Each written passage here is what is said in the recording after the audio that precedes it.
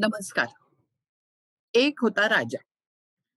सगळ्या इतिहासाची किंवा कुठल्याही गोष्टीची सुरुवात ही नेहमी एक होता राजा अशी होते. बरोबर? आणि महाभारत तर इतिहास पण आहे आणि गोष्ट पण आहे आणि म्हणून त्याची सुरुवात एक होता राजा अशीच होणार. पण हा कोण राजा? कुठल्या राजाचं नाव आपण घेणार? शंतनू, धृतराष्ट्र, युधिष्ठिर का कोण? आता तुम्ही क्रिटिकल एडिशन म्हणजे काय ते ऐकलंय.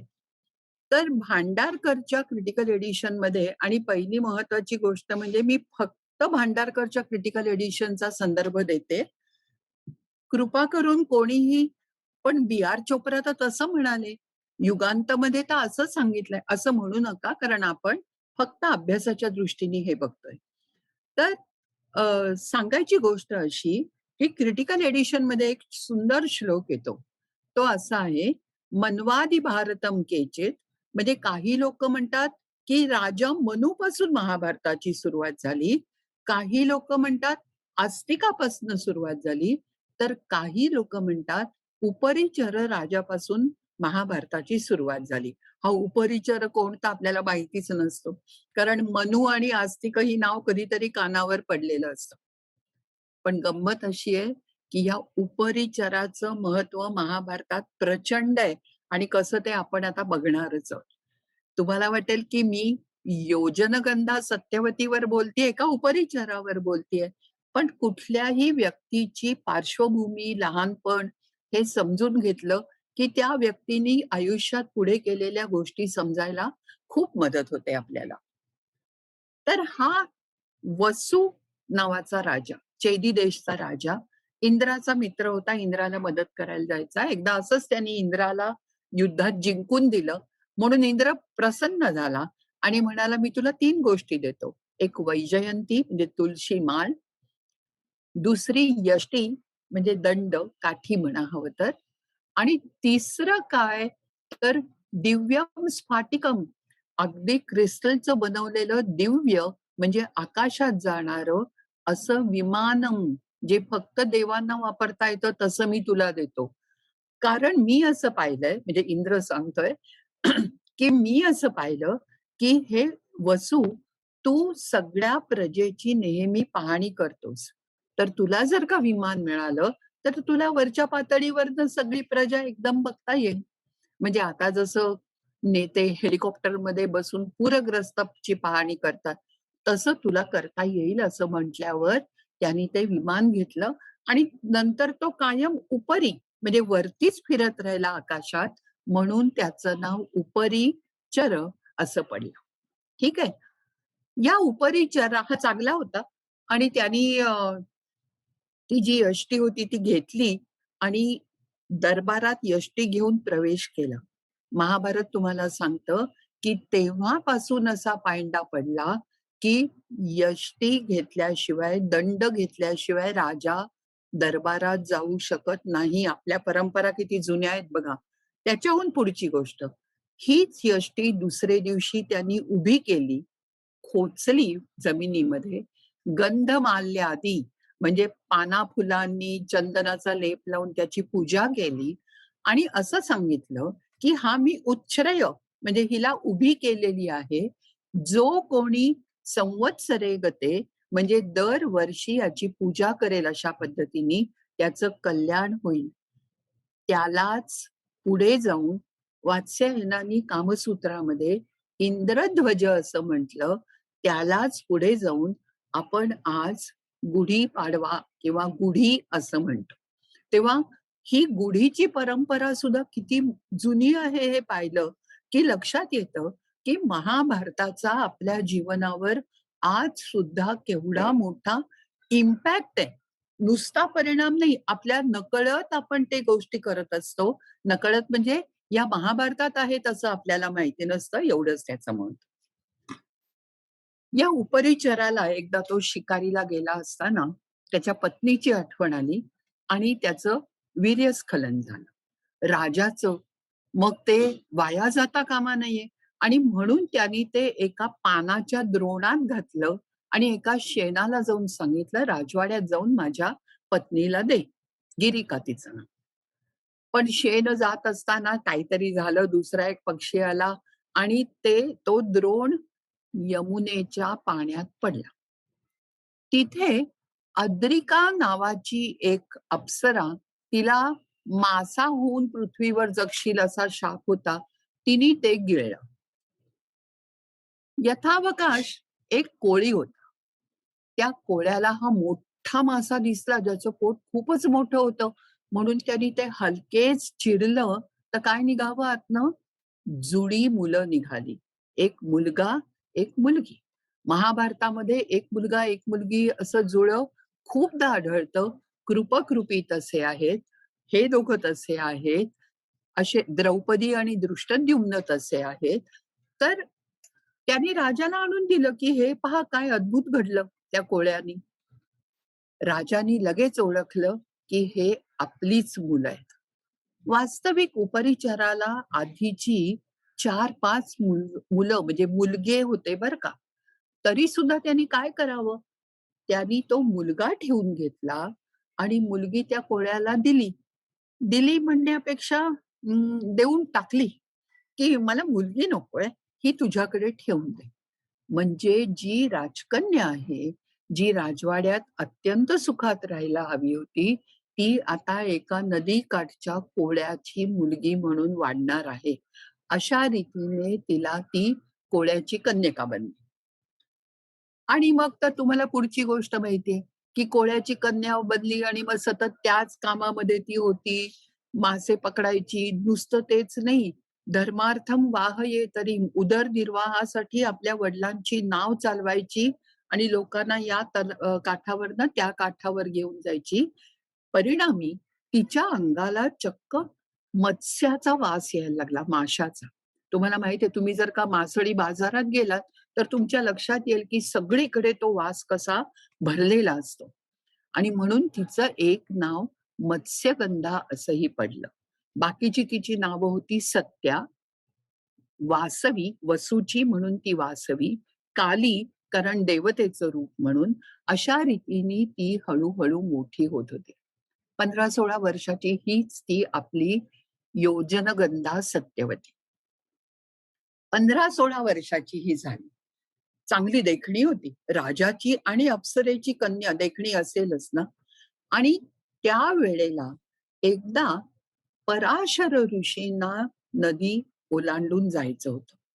त्यांनी हिला विचारलं, "तू नदी मला मदत करशील का?" ती म्हणाली, "हो, तोच माझा उदरनिर्वाहाचा मार्ग आहे."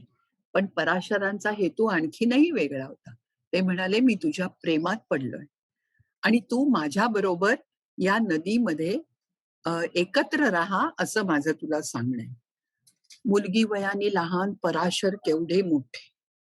ही अगदी निरागस, अल्लड, ते हुशार आणि मुख्य म्हणजे चतुर. तेव्हा तिने त्यांना हो म्हटलं, कारण तिच्या वयाचा तो परिणाम होता. वयच असं होतं, की तिने हो म्हटलं. हो म्हटल्यावर पुढे तिने काय म्हणते, "पण काठावर इतके लोक आहेत, ते बघतील ना." म्हणजे लोक बघतील ना, ही लोकांना कळेल ना, ते काय म्हणतील?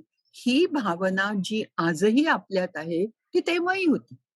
तेव्हा पराशर काय मोठे ऋषीच होते. त्यांनी म्हटलं, "डोंट वरी, काही काळजी करू नकोस. मी सगळीकडे धुकं तयार करतो आणि लोकांना कळणार सुद्धा नाही." सत्यवती म्हणाली, "ते ठीक आहे, लोकांना दिसणार नाही, पण माझं काय? माझ्या कौमार्याचं काय?" तर ते म्हणाले, "तुझं कौमार्य अबाधित राहील असा मी तुला वर देतो." "बरं," म्हणाली, "ते ठीक आहे." आणि म्हणाले, "आता तिसरा पण एक वर देतो." तर ती, "काय हवं तुला?"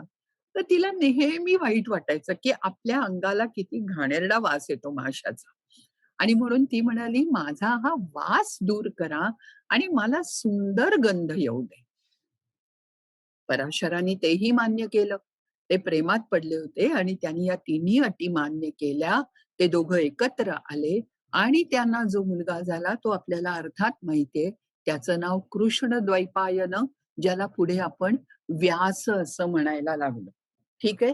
असं सत्यवतीच्या पोटी व्यास जन्माला आले. पराशर निघून गेले आणि म्हणाले, मी व्यासांना पण बरोबर नेतो, कारण इथे तू कोळ्याच्याकडे राहून त्याला काय शिक्षण मिळणार?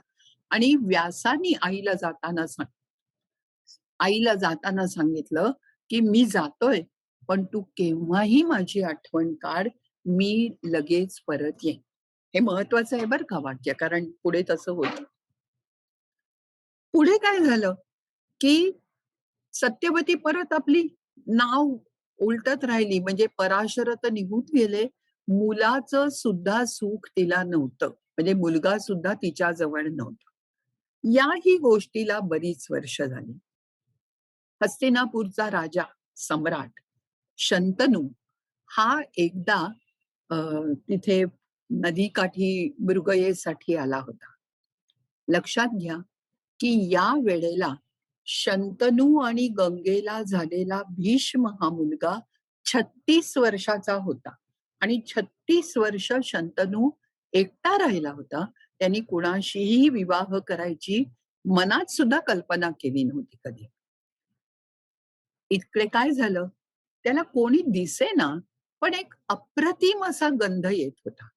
अगदी एका मैलावरून, एका योजनावरून हा गंध येत होता आणि तो त्या गंधाच्या दिशेने सरळ जायला लागला, की कसला गंध आहे? कोण ही सुंदरी आहे? का कुठला मृग आहे? का काय आहे? आणि जाता-जाता त्याला ती सत्यवती दिसली. अर्थातच तो तिच्या प्रेमात पडला. आता सत्यवती ही चांगली मोठी झाली, युवती आहे ती. तेव्हा पराशरांना भेटली तेव्हा ती अगदीच लहान होती. पण आता ती युवती आहे. तेव्हा सत्यवतीनी त्यांना म्हटलं, की "मी अशी-अशी या कोळ्याची कन्या आहे." तर शंतनू म्हणाला, "हरकत नाही. आपण असं करू, की मी हस्तिनापूरचा सम्राट आणि मला मला तुझ्याशी विवाह करायचा आहे." सत्यवती आता शहाणी झाली आहे. एकदा लहान असताना तिने चांगली खेच खाल्लेली आहे. तर ती म्हणाली, "मला नका काही विचारू. माझ्या वडिलांकडे चला आणि त्यांच्याशी बोला." म्हणजे हस्तिनापूरचा सम्राट आला, तरी तिला मोह पडला नाही हे महत्वाचं आहे. शहाणी झाली आहे ती आता. आपण म्हणतो ना, की एकदा दुधाने तोंड भाजलं, की ताक सुद्धा माणसं फुंकून पितात. तसं काहीसं तिचं झालं. आणि मग ते दाश म्हणजे त्या कोळ्याकडे दोघं जण आले. राजाने सांगितलं, आपली ओळख करून दिली, मागणी घातली. हां, दाश म्हणाला, "हो, ठीक आहे. एवढी चांगली माझी मुलगी चांगल्या घरी पडणार, तर व्हाय नॉट? पण एक अट आहे." आता त्या कोळ्याला सुद्धा एक-एक कळायला लागलेलं आहे हळू-हळू. राजा म्हणाला, "अट काय आहे?" तर म्हणाला, "हिच्या पोटी म्हणजे शंतनू आणि सत्यवती यांना जे अपत्य होईल, जो मुलगा होईल, तोच हस्तिनापूरचा पुढचा राजा होईल."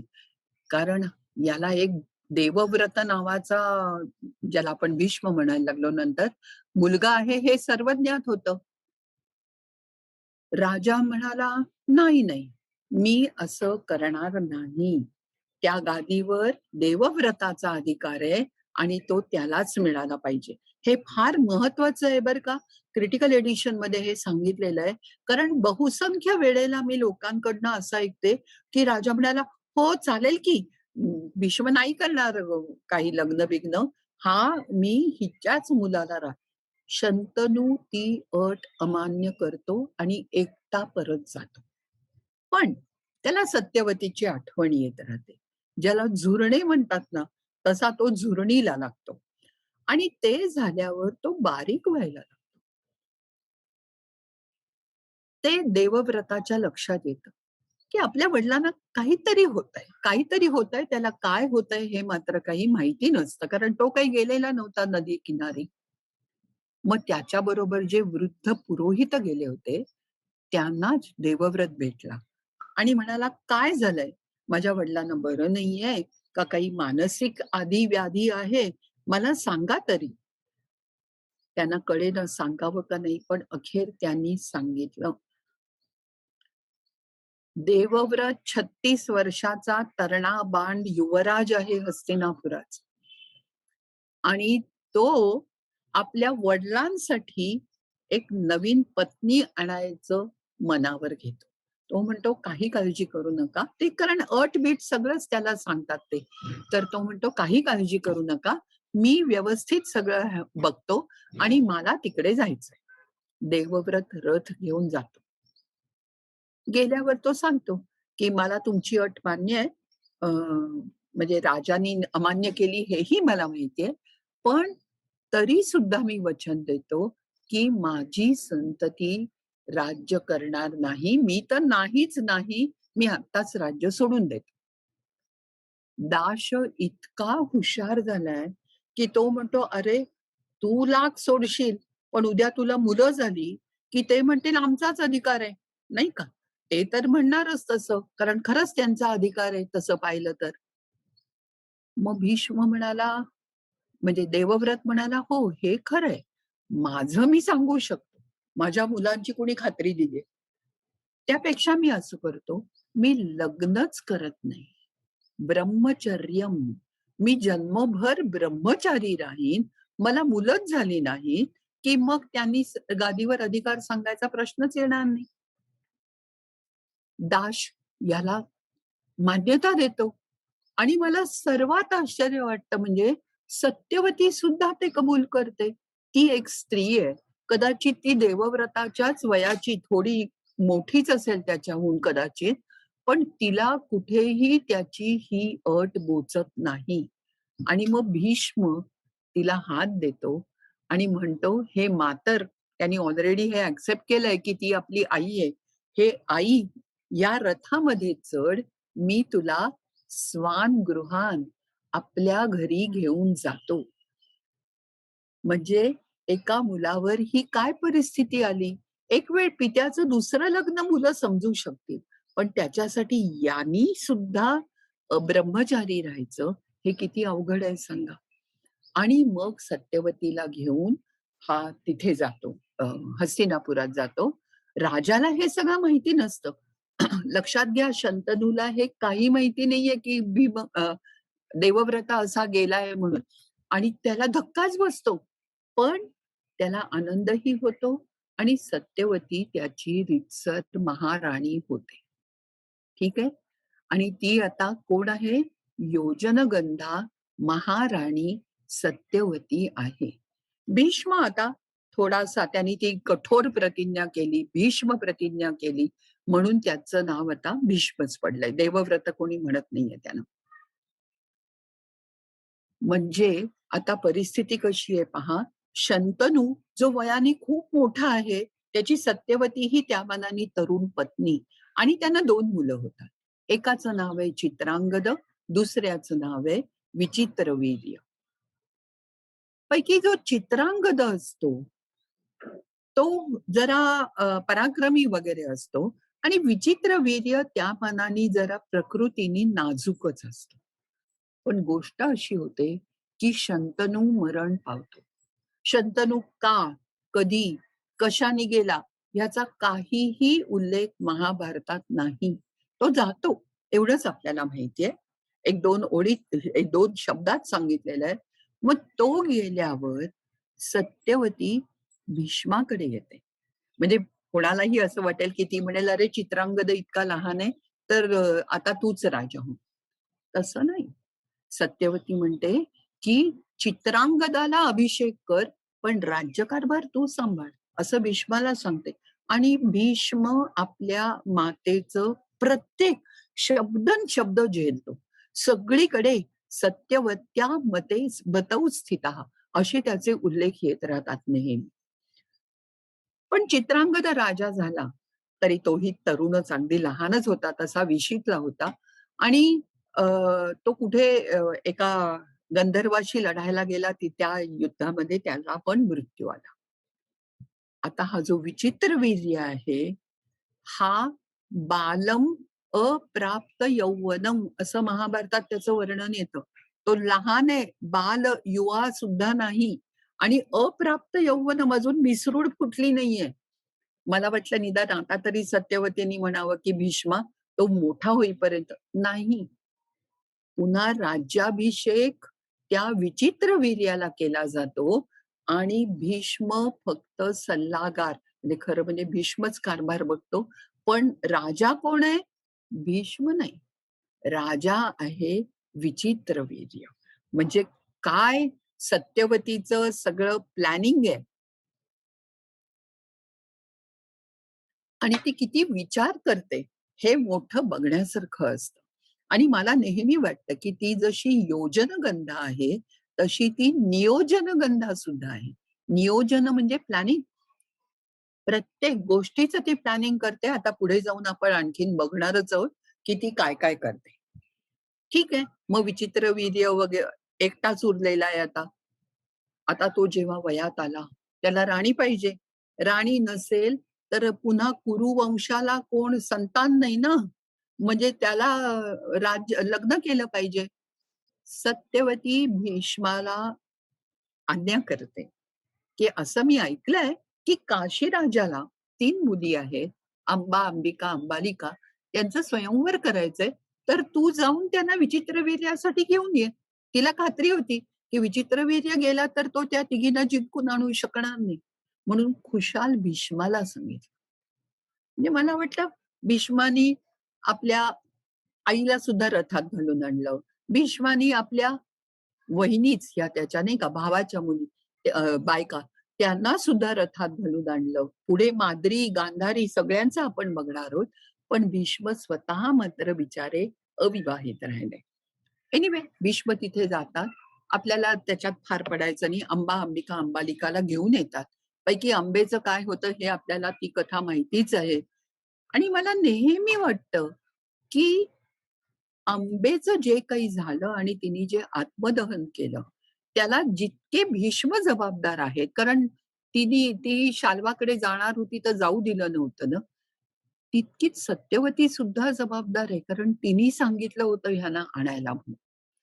मग या अंबिका आणि अंबालिका आणि ॲक्चुअली सुरुवातीला अंबासुद्धा खुशीने रथात का चढल्या माहितीये? कारण त्यांना असं वाटलं, पाहिलं ज्याने संपूर्ण आजन्म ब्रह्मचर्याची शपथ घेतलीये, असे भीष्म आज आमच्याशी विवाह करायला म्हणून स्वयंवराला आले. म्हणजे त्या तिघींच्या मनात भीष्म होते. विचित्रवीर्याशी विवाह करायचा हे कळल्यावर आंबेनी शाल्वराजाकडे जायचा निर्णय घेतला. आणि या दोघींना तर काही चॉईसच नव्हता. ह्या गप्प बसल्या. अंबा निघून गेली. दुर्दैवाची गोष्ट अशी, की ज्या सत्यवतीला सतत राजमाता हे पद उपभोगायचं होतं, ती बिचारी फार काळ राजमाता कधी राहूच शकली नाही. चित्रांगदही असाच लवकर गेला. शंतनूही त्या मनाने लवकर गेला. त्यामुळे महाराज्ञीही नव्हती आणि दुर्दैवाने विचित्रवीर्याला यक्ष्मा झाला आणि त्याचाही मृत्यू झाला.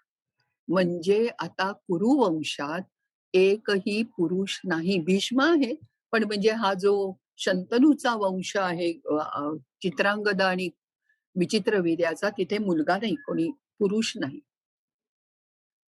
सत्यवतीचा नुसता विचार करून म्हणजे तिला सुचत नाही काही.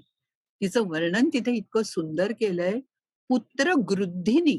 गृध म्हणजे अ, अत्यंत हव्यास किंवा लोभ असणं. गृध्र हे गिधाडाला म्हणतात म्हणजे इमॅजिन करा, की गिधाड जसं सगळं खाऊन टाकतं, अगदी मृत असलं तरी खातं. इतकी तीव्र इच्छा ज्याला आहे, अशी ती झाली होती. आणि तिला कसली इच्छा होती? पुत्र. कुरु वंशाला संतती पाहिजे.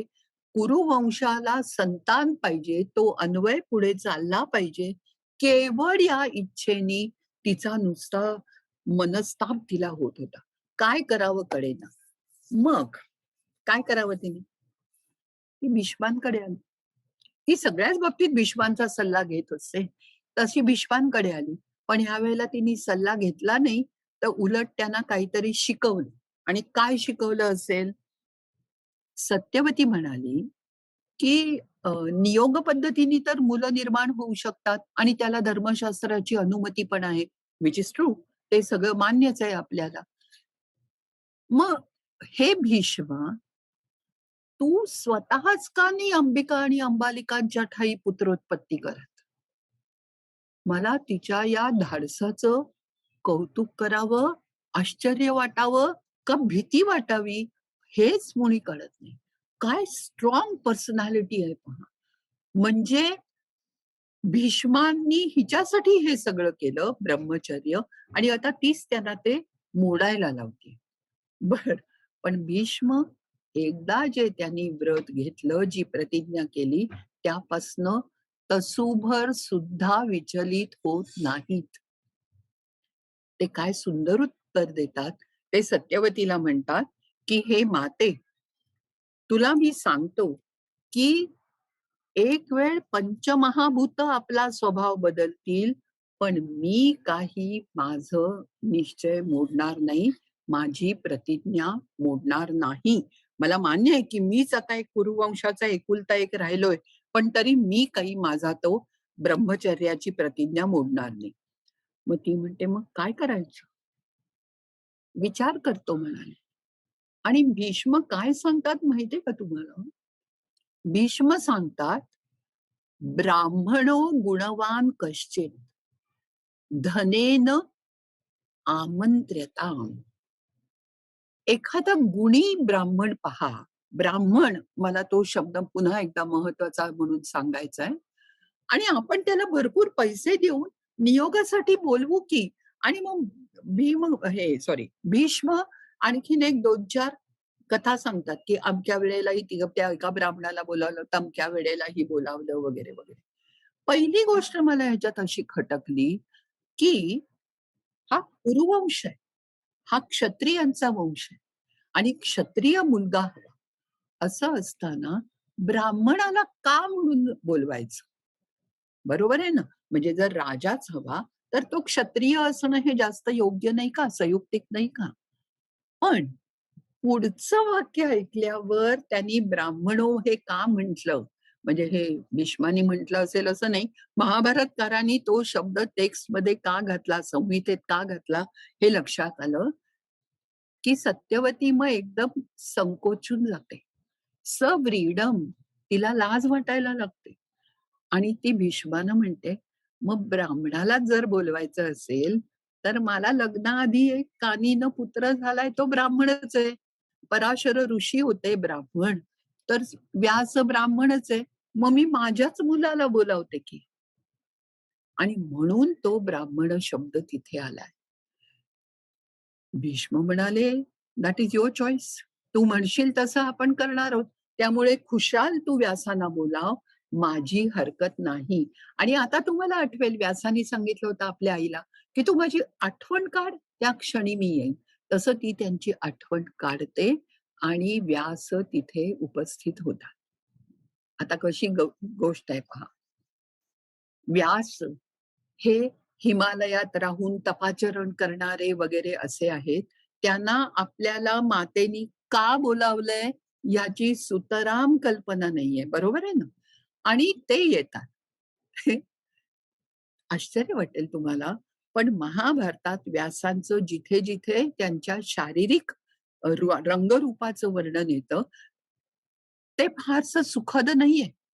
त्यांचं नाव कृष्ण आहे तुम्हाला माहिती आहे? कृष्ण द्वैपायन म्हणजे काळ्या रंगाचे. काळा का गोरा हा फरक पडत नाही. कृष्णा ही द्रौपदी सुद्धा होती. कृष्ण सुद्धा स्वतः कृष्णच होता. सावळ्या रंगाचा होता. ते हे सावळ्या रंगाचे होते त्याचं ऑब्जेक्शन नाही. पण त्यांचे दात पुढे आलेले होते. त्यांचे त्यांच्या अंगावर बोट-बोट लांब केस होते. असं वर्णन महाभारताच्या क्रिटिकल एडिशनमध्ये येतं बरं का. माझ्या मनचं किंवा कोणीतरी कादंबरीत लिहिलेलं हे वर्णन नाहीये. मग सत्यवती त्यांना सांगते, की "हे पहा, असं-असं घडलेलं आहे आणि आम्हाला असं वाटतं, की तू यावंस." आता एक त्याच्यात गंमत कशी आहे आपण ती बघूया पुढे जाऊन. व्यास काय म्हणतात, की "तुझी आज्ञा मला मान्य आहे आणि जो पुरुष नियोग करतो, तो कुठेही त्या स्त्रीमध्ये भावनिकदृष्ट्या अडकत नाही. पुत्रोत्पत्ती हा आणि एवढाच त्याचा हेतू असतो. त्यामुळे व्यास ते कबूल करतात." पण ते काय सांगतात आईला आणि ते अगदी बरोबर आहे. ते म्हणतात, "पण माते, मी हा असा. मी काय बदलणार नाही किंवा मला बदलायला थोडा वेळ लागेल. तुझ्या त्या सुना राजाच्या मुली, राजाच्या पत्नी आणि राजघराण्यात लहानाच्या मोठ्या झालेल्या, त्यांना मी आवडेन का? मी आवडणार नाही. माझं हे रूप आवडणार नाही. तर 1 वर्षभर मी इथे राहतो. त्यांना मला त्यांची नीट ओळख होऊ दे. तोपर्यंत माझं रंगरूप सुद्धा मी बदलतो. पण सत्यवतीला एवढा धीर नाही. ती चक्क उतावीळ झालीये. कोणी सांगावं 1 वर्षांनी काय होईल? नकोच ते. ते म्हणाले, "काही त्याचा फरक पडत नाही. तू आहेस तसा ये, पण ताबडतोब आजच्या आज आपण नियोगाला सुरुवात करू." मग व्यास हो म्हणतात. आईची आज्ञेप्रमाणे. मग ती जाते अंबिकेकडे आणि अंबिकेला सांगते, की "हे बघ, कुरुवंशाच्या वृद्धीसाठी तुला नियोग करावा लागेल." ही अजिबात तयार होत नाही अंबिका. तिला नको असतं ते. ती म्हणाली, "नाही, नाही, मला तसं काही नको." "नाही, नाही," म्हणाली, "व्हायला हे तुझ्यासाठी मी सांगत नाहीये. हा तुझा धर्म आहे. तू कुरुकुलाची स्नुषा आहेस आणि म्हणून हा तुझा धर्म आहे. तुला हे करावंच लागेल." आणि वर काय म्हणजे सत्यवती ना मला कधी-कधी खूप समजत नाही किंवा फार समजते असं वाटायला लागतं. तिने वर्णन काय केलंय माहितीये का? एक ओळ तिने अशी सांगितली आहे, म्हटली आहे तिथे, की "तस्मात् त्वं गर्भमादत्स्व" आणि म्हणून कुरुकुलाच्या संततीसाठी तू गर्भधारणा होऊ दे. भीष्मस्तं वर्धयिष्यति. त्याला मोठं करायचं, शिक्षण द्यायचं, सगळं काम भीष्म करेल. तुला काही चिंता नको करायला. म्हणजे परस्पर भीष्मांवर सत्यवती दर वेळेला, कोणत्याही प्रसंगात किती दडपण टाकत गेलीये बघा.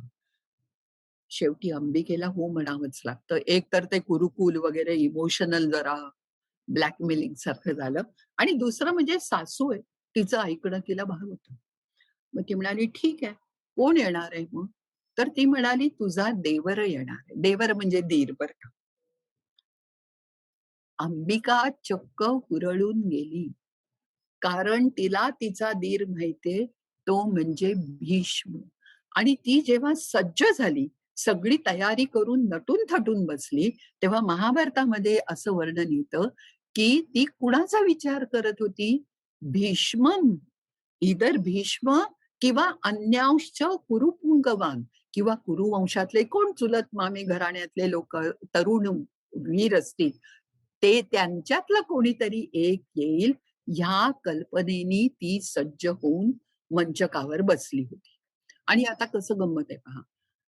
विचित्रवीर्य आणि भीष्म हे दोघं जण सावत्र का होईना, पण भाऊ आहेत. कारण दोघांचा पिता शंतनू आहे.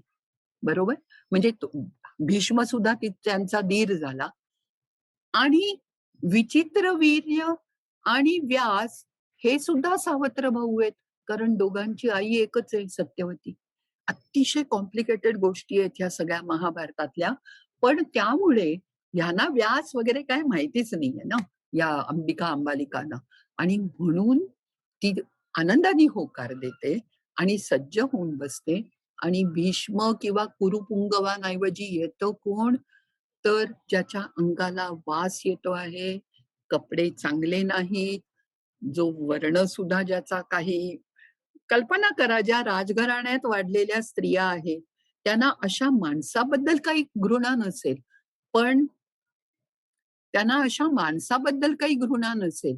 पण त्याच्याबरोबर रात्री राहायचं, हे मात्र त्यांना नक्की अवघड गेलं असेल असं मला वाटतं.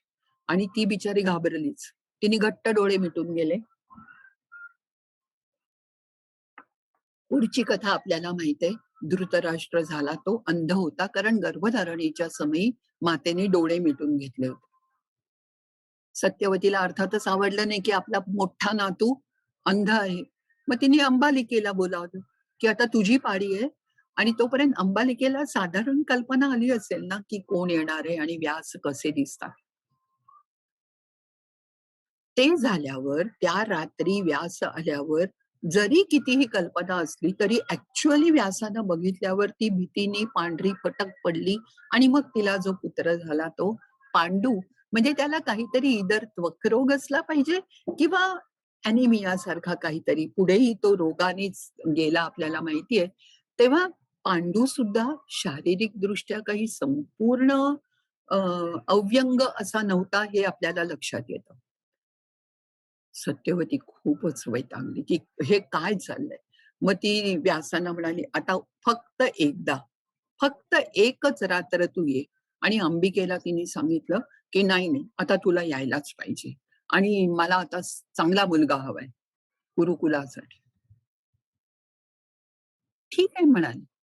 पण सुना हळू-हळू तयार झाल्या. त्यांना माहिती होतं आपल्या वाट्याला काय-काय येतंय आणि काय-काय आलंय आणि मुख्य म्हणजे काय-काय येणार आहे. तिने काय केलं, शयनगृहामध्ये स्वतःऐवजी आपली एक दासी पाठवून दिली. व्यास काही तिच्यात मानसिकदृष्ट्या गुंतलेले नाहीयेत आणि त्यामुळे व्यासांना कोण आहे तिथे हे बघायची गरज नाही. तिला आपले दागिने, वस्त्र सगळं दिलं आणि त्या दासीला इतका आनंद झाला. कारण एक यक्कश्चित दासी, घरकाम करणारी राजवाड्यामध्ये आणि तिला आज कुणाची सेवा करायचं भाग्य, तर जे व्यास मुनी आहेत, थोर त्यांचं. म्हणून तिने अत्यंत समर्पण भावनेनी त्यांना त्यांच्या स्वाधीन झाली आणि त्यांना जो मुलगा झाला, त्याच्यात दोघंही आनंदी असल्यामुळे त्याचं नाव विदुर. तो अत्यंत शहाणा झाला. पण सत्यवतीच्या जेव्हा लक्षात आलं, की तो दासीपुत्र आहे, त्याला राज्य मिळू शकलं नाही. म्हणजे पहा, सत्यवतीने जे काही केलं, त्याला मी स्वतः तरी कट कारस्थान म्हणणार नाही. 1-2 फिक्शन कथा कादंबऱ्यामध्ये असे शब्द वापरलेत, की ती कारस्थानी बाई होती. ती कारस्थानी नव्हती. तिने सगळं सांगितलं. भीष्माचा दरवेळेला सल्ला घेतला. सर्वात महत्वाचं म्हणजे भीष्माला पहिला चॉईस दिला, की "अरे बाबा, तूच का नाही पुत्रोत्पत्ती करत?" खरं म्हणजे झालं असतं ना, तर कुरुवंशच पुढे चालला असता. आता मला सांगा, धृतराष्ट्र काय आणि पांडू काय? व्यास आणि अंबिकाचा मुलगा. त्याच्यात कुरुवंश आला कुठे? कुठेच कुरुवंश नाहीये इथे. पण तरी सुद्धा ठीक आहे, धर्मशास्त्रांनी मान्यता दिली आहे म्हणून आपण घटकाभर ते गृहीत धरून तसे पुढे जातो. आणि मग पुढची गोष्ट आपल्याला माहिती आहे, सत्यवतीचा रोल थोडासा इथे संपतो. अर्थात मुलांच्या शिक्षणात वगैरे भीष्म खरोखरच तिला मदत करत होते. सगळे काही शंकाच नाही आणि सत्यवती आता मागे राहून घरातल्या घरात वानप्रस्थ केल्यासारखं सगळं बघत होती. मग तुम्हाला पुढची कथा माहिती आहे, की तो पांडू वनात जातो, तिथे त्याचा मृत्यू होतो, ते सगळं झालं. पांडूचं शरीर म्हणजे पांडू आणि माद्री या दोघांचं शरीर, मी मुद्दाम शरीर शब्द वापरतेय. माद्रीबद्दल बोलताना मी ह्याच्यावर सांगेनच आणखीन. ते घेऊन जेव्हा तिकडनं हिमालयातनं ऋषी येतात, तोपर्यंत हस्तिनापुरात कुणाला माहितीच नाहीये की पांडू गेला. कसं माहीत असणार? त्या काळी कुठे संपर्काची साधनं होती आणि म्हणून सर्वांना प्रचंड धक्का बसतो. त्यावेळेला व्यासही तिथे उपस्थित असतात. व्यास आपल्या मातेवर म्हणजे सत्यवतीवर फार मनापासून प्रेम करतात आणि ते तिला म्हणतात, "माते, हा." तिने बिचारीने सगळे मृत्यूच पाहिले. शंतनू गेला, चित्रांगद गेला, विचित्रवीर्य गेला. सगळे मृत्यू पाहिलेस तू. आता तर पांडू सुद्धा गेला आणि पांडू तिचा नातू आहे. आणि म्हणाले, "ही तर सुरुवात आहे." व्यास सांगतायत, "ही तर सुरुवात आहे. इथून पुढे तुला फक्त कुरुवंशाचा संहार बघायचा आहे." व्यास हे द्रष्टा ऋषी आहेत आणि त्यांना माहितीये पुढे काय होणार आहे. ऊर्ध्वबाहु विरौम्यैष न च कश्चित् शृणोति माम. ते सतत सांगतायत, की असं करू नका. पण कोणीच त्यांचं पुढेही ऐकलं नाही, आधी पण ऐकलं नाहीये बऱ्याच वेळेला. एनिवे, तर सत्यवतीला ते सांगतात, "तू तुझ्या मनाची तयारी कर." सत्यवती म्हणते, "मनाची काय तयारी करणार मी? त्यापेक्षा मी हे सोडून खऱ्या-खऱ्या वानप्रस्थाला निघून जाते." आणि त्या प्रसंगी म्हणजे पांडूची क्रिया वगैरे सगळं झाल्यावर, श्राद्ध झाल्यावर सत्यवती, अंबिका आणि अंबालिका यांना घेऊन वानप्रस्थात जाते. हा आपल्याला त्या तिघींचा सापडलेला शेवटचा संदर्भ. सत्यवती केव्हा गेली? कशी गेली? सॉरी अंबा नाही, अंबिका आणि अंबालिकांचं पुढे काय झालं? आपल्याला काही म्हणजे काहीही माहिती नाही. सत्यवतीचा रोल महाभारतकारांच्या मते जो होता, तो तिने अत्यंत उत्तम निभावला. तिचं कर्तव्य तिने राजमाता म्हणून इतक्या एफिशियंटली पार पाडलेलं आहे, की आता इथून पुढे तिला काय झालं ह्याचं हे सांगण्याचं महाभारतकारांना काही आवश्यकता किंवा गरज वाटलेली नाही. आणि इथे सत्यवती सांगते. मला सत्यवतीचं व्यक्तित्व का आवडतं सांगते. एक तर ती योजनगंधा होती. मी तुम्हाला सांगितलं, की ती नियोजनगंधा पण होती. तिने सगळ्याचं प्लॅनिंग केलं होतं आणि मला असं वाटतं, की त्या नियोजनगंधाबरोबर ती गंधा सुद्धा होती. प्रत्येक गोष्टीला प्रयोजन होतं तिच्या आणि हे प्रयोजन काय होतं? तिचा कुठलाही स्वार्थ नव्हता. मला मिरवायचंय, मला हे करायचंय, मी राणी होणार आहे, असं काही नव्हतं. तिला फक्त कुरुकुलाचा उत्कर्ष व्हावा, कुरुकुलाला चांगला राजा मिळावा, एवढ्यासाठी मग ती भीष्मांना अंबिका अंबालिकांना आणायला पाठवेल, नियोगासाठी व्यासांना बोलवेल, हे करेल, ते करेल. पण ती फक्त कुरुकुलाच्या खानदान, आपल्या घराण्यासाठी लोकं काय-काय त्याग करतात आपल्याला माहितीये आणि सत्यवतीनी क्वचित प्रसंगी वाईटपणा पत्करून सुद्धा हे केलं, ह्याच्यात तिचा मोठेपणा आहे. पण सत्यवती मला अ, एक वेगळी वाटते बरं का. महाभारतामध्ये मी तुम्हाला सांगितलं काही-काही गोष्टी अशा आहेत, की ज्या कॉमन आहेत. म्हणजे बऱ्याच वेळेला जसं मी आता जुळं म्हटलं, एक नकुल सहदेव सोडले, जे दोघं भाऊ आहेत. तर बाकी सगळी जुळी ही एक सॉरी एक मुलगा, एक मुलगी असे आहेत. म्हणजे उत्तर आणि उत्तरा विराटाची मुलं, विराट आणि सत्यवती मी तुम्हाला मगाशी सांगितलंच. तशा एका जुळ्यातली सत्यवती आहे, हे आपण लक्षात घेतलं पाहिजे. दुसरं सत्यवतीच्या आयुष्यातलं मला एक असं दिसतं, की तिला कुठेतरी माझ्या वडिलांनी मला टाकली, ही भावना खात असेल ना हो. मी नकोशी आहे. आपल्याला माहितीये, की 21व्या शतकात सुद्धा नकोशी असं मुलींची नावं ठेवतात. ही असुरक्षिततेची भावना तिच्या मनात घर करून राहिली असेल ना आणि या असुरक्षिततेतूनच कदाचित मी निदान माझा वंश तरी पुढे चालू ठेवीन, ही अत्यंत कधी-कधी टोकाला जाणारी अशी भूमिका तिने घेतली, तर त्यात काही चुकलं नाही. दुसरं मला एक वाईट वाटतं. आता पहा, कृष्ण यादवांचा मुलगा, वसुदेव देवकीचा सांगायची गरज नाही, पण वाढला कुठे? गोप, गुराख्यांच्याकडे वाढला. कर्ण, कुंती आणि सूर्यपुत्र वाढला कुठे? अधिरथ म्हणजे जो सूत होता, रथकार होता त्याच्याकडे. सत्यवती ही वसु उपरिचर या राजाची आणि अद्रिका ह्या अप्सरेची कन्या वाढली कुठे? एका मासेमारी करणाऱ्या माणसाच्या घरात, की जिला उदरनिर्वाहासाठी धर्मार्थम वाहये तरी असं करावं लागलं.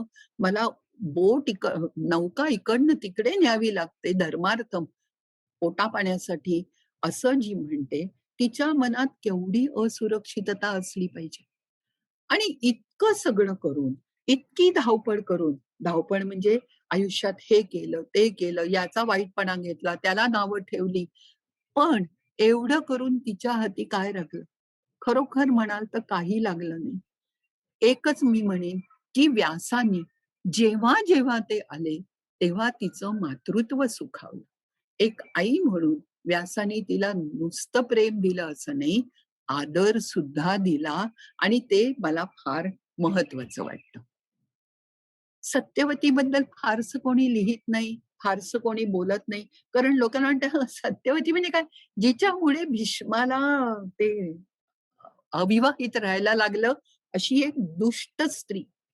अशी ती दुष्ट नव्हती. ती दुष्ट नव्हती. तो निर्णय तिचा नव्हता, तो निर्णय तिच्या पित्याचा होता. आणि महाभारतात काय आणि आता काय, मुलींना विवाहाच्या संदर्भात सगळे निर्णय घेण्याचं स्वातंत्र्य आहे असं मला तरी अ, पूर्णार्थाने दिसत नाही. आपण बघणारच आहोत ते. उद्या गांधारी नंतर बघू तेव्हा लक्षातच येईल आपल्या. तेव्हा सत्यवती ही काही एवढी कर्तृत्ववान स्त्री असून मला विचाराल तर कुंतीपेक्षा ही सत्यवती जास्त कर्तृत्ववान आहे. तिने जे केलं, तिने कुरुवंशासाठी जे केलं, आपल्या सुनांसाठी जे केलं, मुलांसाठी जे केलं, ते इतर कोणीही करू शकलेलं नाही. कोणाला करायची वेळ आली नाही असं म्हणा हवं तर, पण ते तिने केलं हे तितकंच महत्वाचं. आणि म्हणून तिच्यावर कोणी नंतर सुद्धा काही लिहिलं नाही. म्हणजे द्रौपदीवर किती कथा, कादंबऱ्या. नंतर मध्येच एक फॅडच म्हणते मी त्याला, आल्यासारखं झालं. आणि कर्ण किती छान, कर्ण किती छान. या निमित्ताने एवढ्या 10 कादंबऱ्या लिहून झाल्या, नाटकं लिहून झाली. सत्यवतीवर कुणीही काही लिहिलं नाही. याला एकच सन्माननीय अपवाद आणि तो म्हणजे 30-40 वर्षापूर्वी म्हणजे एखादं कोणीतरी अ, फुटकल पुस्तक लिहिलं असेल ना, मी नाही म्हणत नाही. एखादं लिहिलं असेल, पण प्रसिद्ध असं काही पुस्तक किंवा कथा, कादंबरी सत्यवतीवर नाही. आणि हा सन्माननीय अपवाद कुठला? तर